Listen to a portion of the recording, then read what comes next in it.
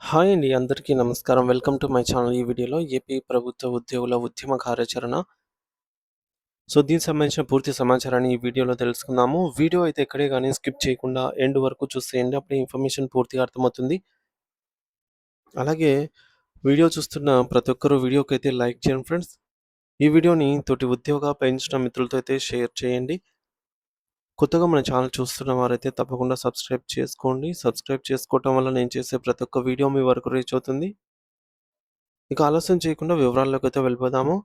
Friends, ఏపీలో మన ఆంధ్రప్రదేశ్ రాష్ట్రంలో కూటమి ప్రభుత్వం అధికారంలోకొచ్చి 2 సంవత్సరాలు పూర్తయిపోయిందనమాట. కానీ ఉద్యోగులకు, పెన్షన్‌లకు సంబంధించి ఆర్థిక సమస్యలేవి పెద్దగా పరిష్కారం కాకపోవడమే పెద్ద తీవ్ర చర్చనీయాంశమైంది. ఇప్పటికి మనం డీఏల విషయానికొస్తే 5 డీఏలు పెండింగ్‌లో ఉన్నాయి. అలాగే గతంలో బకాయిలు దండిగా పెండింగ్‌లో ఉన్నాయి. పీఆర్సీకి సంబంధించి చూస్తే పీఆర్సీ ఊసే లేదు. అలాగే ఉద్యోగ పెన్షనర్స్‌కి రావాల్సిన మొత్తం 30,000 కోట్ల పైచిలుకు అమౌంట్ అయితే రావాల్సి ఉందన్నమాట. అంటే వారికి పెండింగ్ రూపంలో ఉందన్నమాట జమ కావాల్సిన అమౌంటు. వీటన్నిటిని ఆహ్, దృష్టిలో ఉంచుకొని ఉద్యోగ సంఘాలు ఎప్పటికప్పుడు తమ గళమెత్తుతూనే ఉన్నాయి. కాకపోతే బలమైనటువంటి ఈ యొక్క ఉద్యమం అయితే ఏమీ జరగలేదు కానీ ఆహ్, ఉద్యోగుల గొంతుక ఏదైతే ఉంటుందో ఎగ్జాక్ట్‌గా ప్రభుత్వానికి రీచ్ అవ్వటం లేదండి. అందుకోసమే ఈ ఉద్యమ కార్యాచరణ. ఈ మేరకు ఉద్యోగ సంఘాల నేతలు ఆహ్, బొప్పరాజు వెంకటేశ్వర్లు గారైతేనేమి తదితరుల నేతృత్వంలో మొత్తానికి ఉద్యోగ సంఘాలు అన్నీ గూడా ఐక్యమయ్యి ఉద్యమ కార్యాచరణకు పిలుపునిచ్చాయన్నమాట. మన జూలై ఈ జూలై 12 తేదీ నుంచి ఉద్యమ కార్యాచరణ ఉండబోతోంది. మరి ఆ కార్యాచరణ ఎలా ఉండబోతుంది? ఏమిటి? అనేది చూద్దాము. విషయానికొచ్చినట్లయితే ఆంధ్రప్రదేశ్ రాష్ట్రంలో ప్రస్తుతం నెలకొన్నటువంటి రాష్ట్ర రాజకీయ మరియు పరిపాలనా పరిస్థితులను గమనిస్తే ప్రభుత్వ ఉద్యోగులు ప్రస్తుతం కూటమి ప్రభుత్వంపై తీవ్ర అసంతృప్తితో ఉన్నారు అని స్పష్టంగా అర్థమవుతుంది. ఈ విషయాన్ని కేవలం సామాన్య ప్రజలే కాకుండా వివిధ ఉద్యోగ సంఘాల నాయకులు కూడా బహిరంగంగానే తమ మాటల ద్వారా వ్యక్తం చేస్తున్నారు. ప్రభుత్వం అధికారంలోకి వచ్చి దాదాపు 2 ఏండ్లు పూర్తి కావస్తూ ఉన్నా ఉద్యోగుల సమస్యల పరిష్కారంలో ఆశించిన పురోగతి కనిపించకపోవడం అనేది దీనికి ప్రధాన కారణము.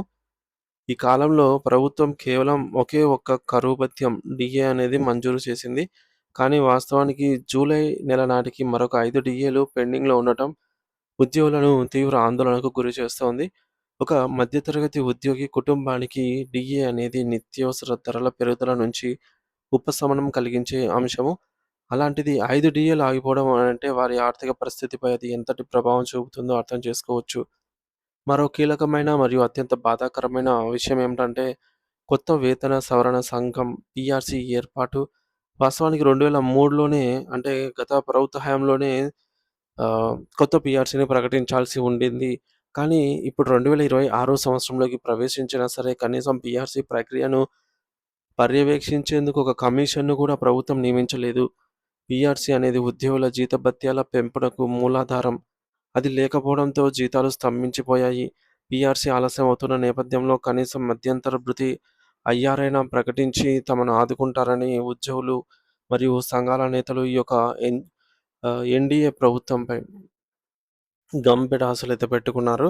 ముఖ్యంగా చంద్రబాబు నాయుడు గారు అనుభవంపై నమ్మకంతో ఉన్నవారు ఎన్నో ఊహలు పెట్టుకున్నారనమాట. కానీ ప్రభుత్వం మాత్రం తనదైన శైలిలో తమకు నచ్చినట్టే నిర్ణయాలు తీసుకుంటున్నట్టుగా వ్యవహరిస్తున్నట్టు తెలుస్తోంది. అయితే ఈ మేరకు ఉద్యోగ సంఘాల్లో 1.5 ఏళ్ల నుంచి ప్రభుత్వంపై వ్యతిరేకత మెల్లగా మొదలైంది. ఎందుకు 1.5 ఏళ్లంటే ఏ ప్రభుత్వం ఏర్పడినా సరే ఒక 6 నెలలు అనేది ఆహ్, ఆ ప్రభుత్వము గత ప్రభుత్వం నుంచి ఏమేమి ఉన్నాయి, ఏమేమి లేవు అని జెప్పేసి తెలుసుకోవడానికి సమయం పడుతుందనమాట. ఒక 6 నెలలు సమయం అయితే ఇచ్చి చూసారు. కానీ ఎటువంటి పురోగతి కనిపించలేదన్నమాట. ముఖ్యంగా కూటమి ప్రభుత్వం ఎన్నికల మేనిఫెస్టోలో ఇచ్చినటువంటి ఐఆర్ ఎటు పోయిందో అర్థం కావటం లేదు. అంటే ఐఆర్ ఇవ్వలేదు.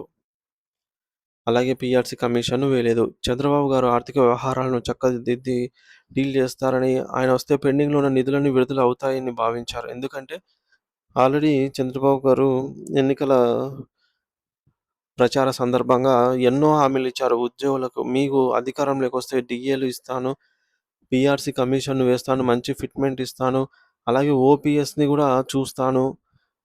గరిష్టంగా 1 ఇయర్ లోపల అని జెప్పేసి చెప్పారు. ఇవన్నీ డీఏలు ఇస్తామని జెప్పేసి ఐఆర్ అయితే మేనిఫెస్టోలోనే ప్రకటించారన్నమాట. ఎన్నికల మేనిఫెస్టో కూటమి ప్రభుత్వం అధికారంలోకి వచ్చిన వెంటనే ఐఆర్ ఇస్తామని జెప్పేసి. కానీ 2 ఏళ్ళు గడిచినా గూడా ఉద్యోగులకు రావాల్సిన గ్రాట్యుటీ గానీ, ఇతర ఆర్థిక ప్రయోజనాలు గానీ సకాలంలో అందటం లేదు.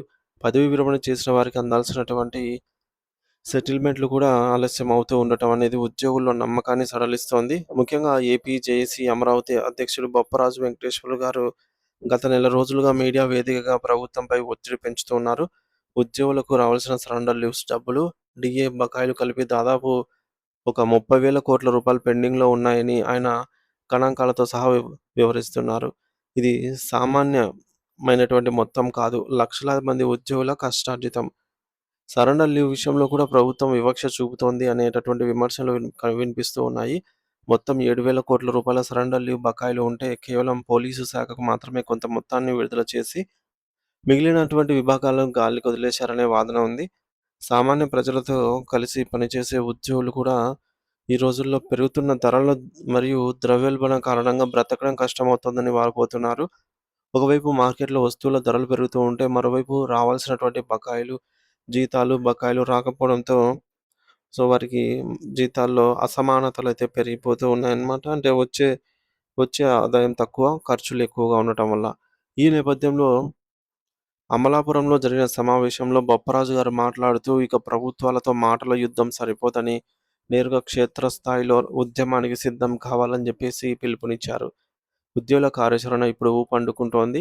ఈ నెల 12వ తేదీన శ్రీకాకుళంలో, అలాగే 21 తేదీన అనంతపురంలో పెద్ద ఎత్తున ఉద్యమ సన్నద్ధ సభలైతే నిర్వహిస్తున్నారు.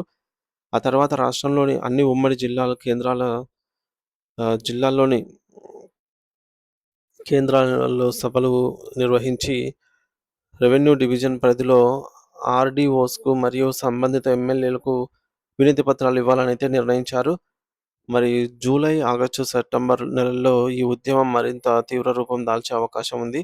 ఒకవేళ ప్రభుత్వం ఈలోపు ఐఆర్ ప్రకటించినా లేదా పీఆర్సీపై స్పష్టమైన హామీ ఇచ్చినా సరే పరిస్థితి సద్దుమణగవచ్చు. కానీ ప్రభుత్వం మాత్రం ఉద్యోగుల ధర్నాలను నియంత్రించడానికి తన దగ్గర ఉన్నటువంటి conduct rules service conduct rules మరియు జీవోలను ఆయుధాలుగా వాడుకునే అవకాశం ఉంది. గతంలో లక్షలాది మంది సచివాలయ ఉద్యోగులు నోటీసులు ఇచ్చినా ప్రభుత్వం పెద్దగా స్పందించలేదు కాబట్టి ఇప్పుడు కూడా ప్రభుత్వం అదే మొండి వైఖరిని ప్రదర్శిస్తుందా అనే సందేహాలు వ్యక్తమవుతూ ఉన్నాయి. మరి చూడాలి ఫ్రెండ్స్ దీనిపైన. ఏదైనా అప్డేట్ వచ్చిన వెంటనే మీకైతే మన ఛానల్‌లో వీడియో రూపంలో తెలియజేస్తాను. అలాగే పక్క రాష్ట్రమైనటువంటి తెలంగాణతో పోల్చి చూస్తే కూడా ఏపీలో ఉద్యోగుల ఆవేదన మరింత ఎక్కువగానే ఉంది. తెలంగాణలో ఇప్పటికే పీఆర్సీ ప్రక్రియ తుది దశకు చేరింది. అక్కడ 10వ ఫిట్‌మెంట్ కూడా ఖరారు కాబోతోంది. డీఏలు కూడా క్రమం తప్పకుండా అందుతూ ఉన్నాయి.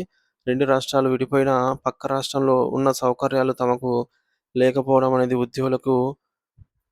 ముఖ్యంగా ఏపీ ప్రభుత్వ ఉద్యోగులకు బాధ కలిగిస్తోంది. ముఖ్యమంత్రి చంద్రబాబు గారు చొరవ తీసుకొని ఉద్యమాలు తీవ్రం కాకముందే ఉద్యోగులకు తీపి కబురు అందిస్తారని కొందరు ఆశిస్తూ ఉన్నారు. ఏదేమైనా ప్రస్తుతం ఆంధ్రప్రదేశ్ ప్రభుత్వం ఉద్యోగులలో ఒక రకమైన అశాంతి నెలకొంటుంది అనేది కాదనలేని వాస్తవము. ఈ సమస్య పరిష్కారం కాకపోతే అది పరిపాలనపై కూడా ప్రభావం చూపే ప్రమాదం ఉంది. ఎందుకంటే ఉద్యోగులు లేనిదే పరిపాలన అనేది సాగదు కాబట్టి.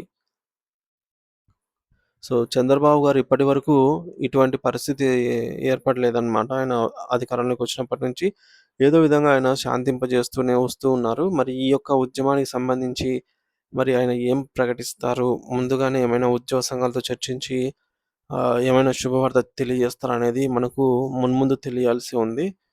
దీనిపై ఎటువంటి అప్డేట్ వచ్చినా సరే మన ఛానల్ ద్వారా వీడియో రూపంలో అందిస్తూ ఉంటాను. ఇంకా ఎవరైనా సబ్స్క్రైబ్ చేసుకోకపోతే మన ఛానల్‌ని సబ్స్క్రైబ్ చేసుకొని అప్డేట్స్ అయితే ఫాలో అవుతూ ఉండండి. Thank you for watching this video.